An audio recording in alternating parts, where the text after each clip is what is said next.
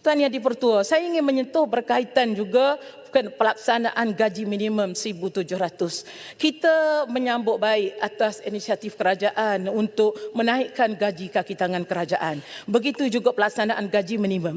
Namun, sebagaimana yang disebut oleh Ketua Pembangkang tadi, bagaimana perkara ini harus dilihat balik terutama sektor-sektor tertentu.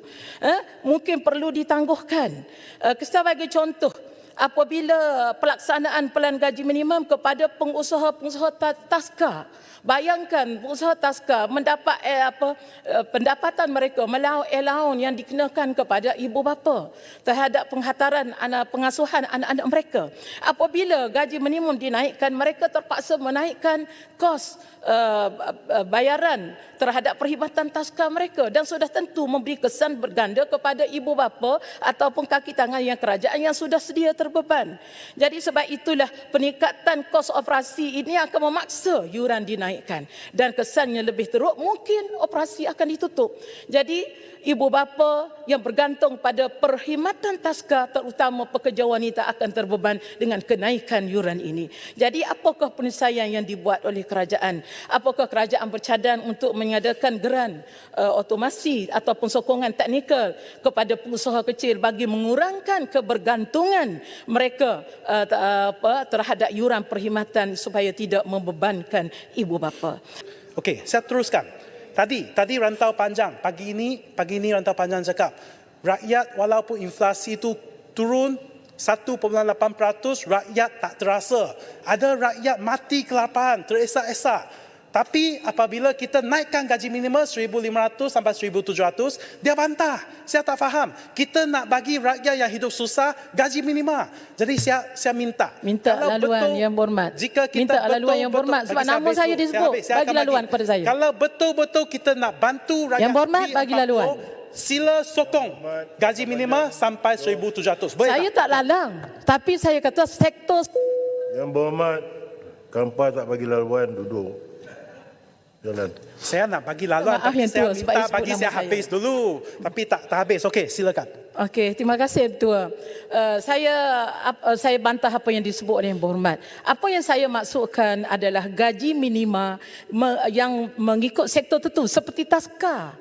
Apabila yuran gaji taska dinaikkan, bebannya kepada ibu bapa. Jadi saya menghadangkan supaya satu insentif diberi kepada sektor-sektor tertentu. Bukan saya halang.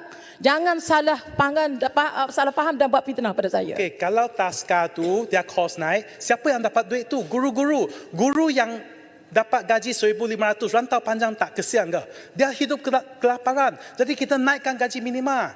Jadi itu yang saya maksudkan. Maaf, kalau yang di-Pertua saya kena betulkan, dia tak faham. Cukup masa. Okey, rantau panjang tadi cakap nak bagi subsidi lagi. Bukan halang pada guru. Cukup. Supaya insentif diberi kepada pengusaha taska. Kalau rantau panjang cakap nak bagi subsidi lagi, lepas ni Larut cakap kalau bagi subsidi, hutang negara naik. Macam mana? Jadi pembangkang hari ini, dia sendiri pun keliru. You nak hutang naik, tapi tak mahu bagi subsidi. Macam mana? Jadi, tadi Larut juga bangkit. E-invoice dengan GST. Dia cakap, sekarang walaupun Tambun sudah umumkan, tak ada GST, tapi kita ada e-invoice. Dia buat bayangan. Mungkin, dia cakap, mungkin akan ada GST. Itu tak betul. Perdana Menteri sudah umumkan, tak ada GST. No GST. Bermaksud tak ada GST. Pada penggal inilah, sampai akhir penggal ini. Tapi e-invoice ni, dia sistem yang lain. Jangan keliru dengan GST. Ini macam air hitam. Air hitam sahabat baik saya. Tapi dekat luar dia cakap, dulu kerajaan dia buat GST. E-invoice tu, part of GST, itu tak betul. Ada negara yang lakukan GST, VAT, tapi tak ada e-invoice. Ada negara yang ada GST dan juga ada e-invoice. Dan Malaysia walaupun tak ada GST, kita akan laksanakan e-invoice. Kita tengok. Belgium 2026 akan laksanakan e-invoice. Croatia 2026, France 2026, Germany 2027, Poland 2025, Romania 2024, Malaysia 2024, Mauritius 2024, Australia 2024. Kesemua negara ini telah pun ada GST ataupun VAT. Kecuali Malaysia. Tapi kesemua negara ini dia akan laksanakan e-invoice. Jadi sila jangan kelirukan e-invoice dengan GST. GE invoice ni bukan satu batu loncatan untuk laksanakan GST. Ada negara yang telah laksanakan GST dulu, lepas itu baru laksanakan e-invoice. Saya kena betulkan apa yang Hitam cakap. Dalam GST tidak ada e-invoice. Dalam GST hanya ada tax invoice. Kalau tak faham, boleh balik rujuk kepada accountant.